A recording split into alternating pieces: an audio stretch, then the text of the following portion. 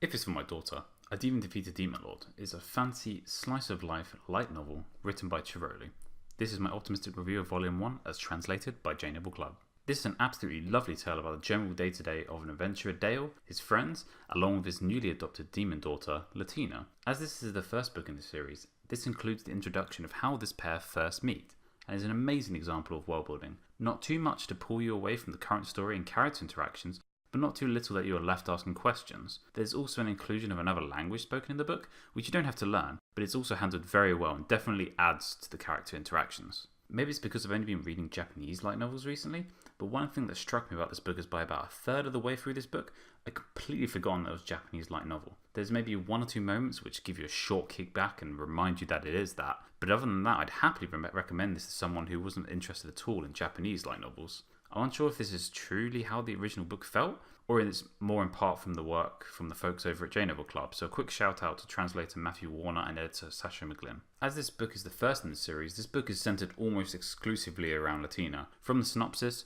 one day on a job deep in the forest, he comes across a little devil girl who's almost wasted away. Unable to just leave her there to die, Dale takes her home and becomes her adopted father. In this land, as it is in many other fantasy settings, humans and demons live separately, if not enemies, so Latina has to learn both how the human language works as well as human culture. All the moments that the cast come across Latina genuinely feel like things that could happen with a demon child trying to integrate with humans. There isn't any pants on head stupid moments, but you do get these little silly moments that you'd expect even from just a human young child. This all being said so far, depending on how invested you get into this setting, Dale's attitude towards Latina could become annoying for you. The word count for cute exclusively from him definitely takes its toll, although as the story reaches the end and for future books I can see his attitude shifting from that. The other major and almost main characters in this first volume really are well-hearted people. Not to say there is no conflict in this book, but there is quite very little of it. Even when you meet some of these other gruff characters, you feel as though there should be at least some more attitude given from them.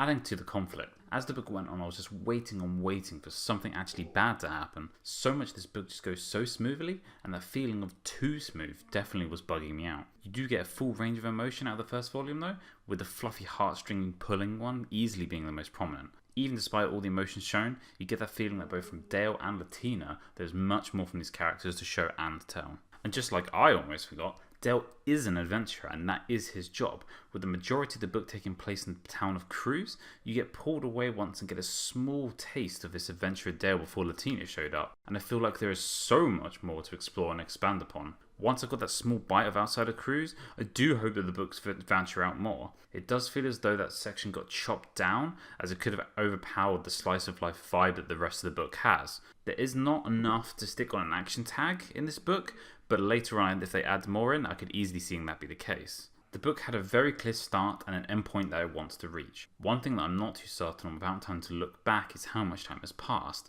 The speed that Latina learns some things, which gets brushed off by other characters, feels kinda wishy-washy. I'm still honestly on the fence about this. I can appreciate that the book isn't super long and things do have to move along, but looking back it does feel kinda strange to me. This could be something that bugs you a lot, or something that doesn't bother you in the slightest. In spite of everything, this still is mainly a slice of life, and suffers from the same problem that all in this genre do. If you do not get invested into the characters, especially Latina, you probably won't make it to the end of the book. Even all the great editing that was done in this book can't get around all the short moments making up this kind of genre.